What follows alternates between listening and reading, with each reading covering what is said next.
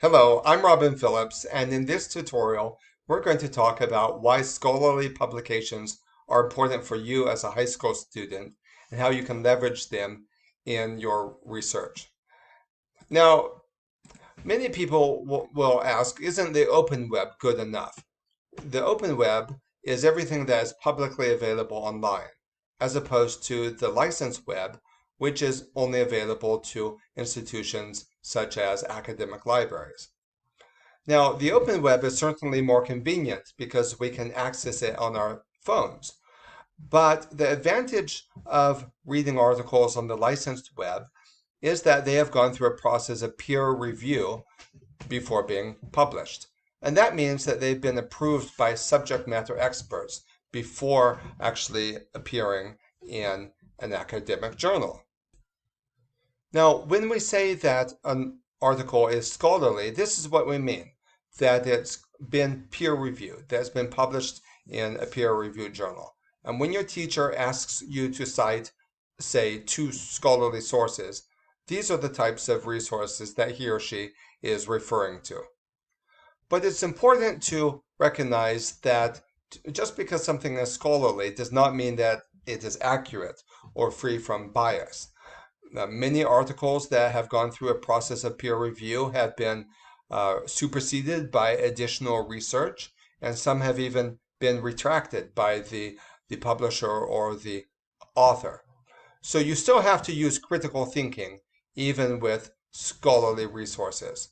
But one reason that they're important is what I've just said, that they have gone through a process of review prior to being published. Another reason that scholarly publications are important for researchers is that researchers who write these articles will reference additional research in their footnotes and references. And by attending to this, you can find out about other publications, and it becomes a portal for additional research for you.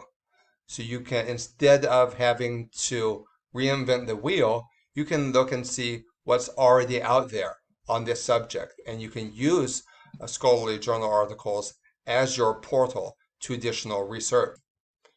And here it's worth pointing out that when a high school student like yourself does research, you're only actually researching in a qualified sense. What you're actually doing is accessing the research that other people have conducted. And even when you have something new to contribute, for example, by organizing material in a new way or offering a new interpretation, you are building on the research that has gone before. And therefore, the more familiarity you can show with existing research, the more credibility you will give to what you write.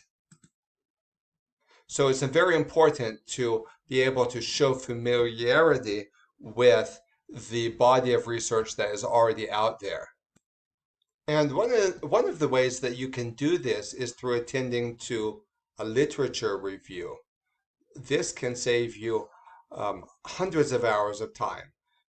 It saves you from having to come up with work from scratch. Now, what is a literature review? A literature review is what will normally occur in the first few paragraphs of an article in which the researcher will survey the landscape of existing scholarship. And I will give you an example here.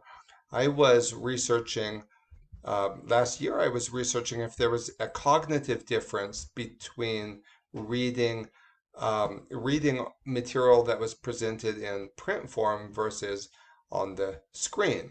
And this is one of the articles that was relevant to the question that I was asking. Now, you can see at the beginning of the article, we have literature review. The authors cite a number of key sources that are relevant to this question. They are surveying the scholarship that they are building on.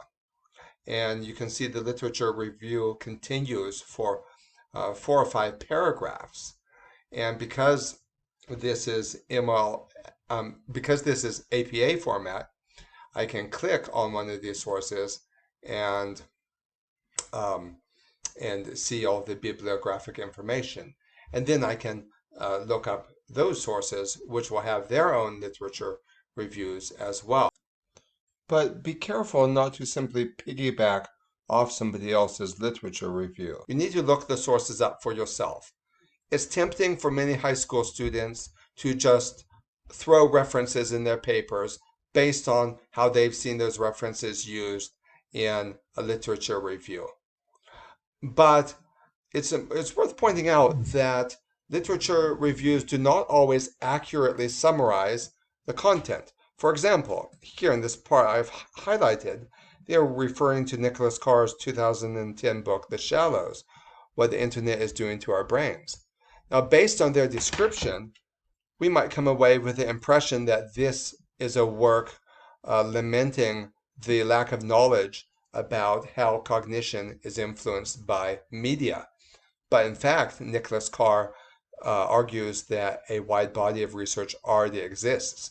So this is a bit of a misleading description. So although you can use other people's literature reviews, use it as a portal to additional research. Look up the sources for yourself, and do not simply assume that somebody else's summary of the literature is accurate. So let's summarize what we've seen so far. Journal articles from the licensed web are particularly useful if they start off with a literature review. By attending to the references and citations, you can find out about other relevant literature in a given field. But always check references for yourself.